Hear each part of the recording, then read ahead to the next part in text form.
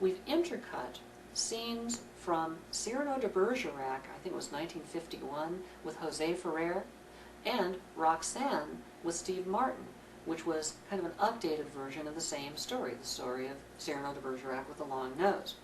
Now we've put together scenes that accomplish the same thing. It's talking about, how about if we write letters? Oh, I love someone, but I can't bring myself to talk to them. And we show how it works in both stories. The things that are the same in both stories are the story structure. The things that are different are the storytelling. Now, before we watch this clip, I'd like you to consider something. In those clips, everything is the same structurally with a different kind of storytelling between the two, except for one thing. In one of the scene comparisons, there is something that's structurally different between the original Cyrano de Bergerac and the remake Roxanne with Steve Martin.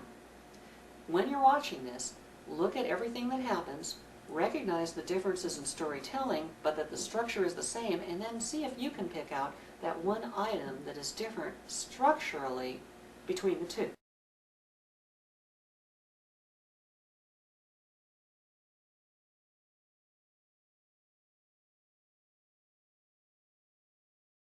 When you look at who asked to have the letters written, in the original Cyrano de Bergerac with Jose Ferrer, it is Cyrano himself who suggests, would you give her the letters that I come up with? Will you write them down, what I say, and send them to her?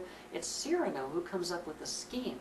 Whereas in the remake with Steve Martin, it's the character of Chris who comes up with the scheme and says, hey, you're better at writing than I am. Or the character says, you go ahead and write it. You go ahead and write it for me. So it's not the Cyrano character. Now, as a result of that, who started all the trouble is different between the two. In the first one, it's the Cyrano character. In the other character, it's the Chris character. As a result of that, the way the story ends has to be different.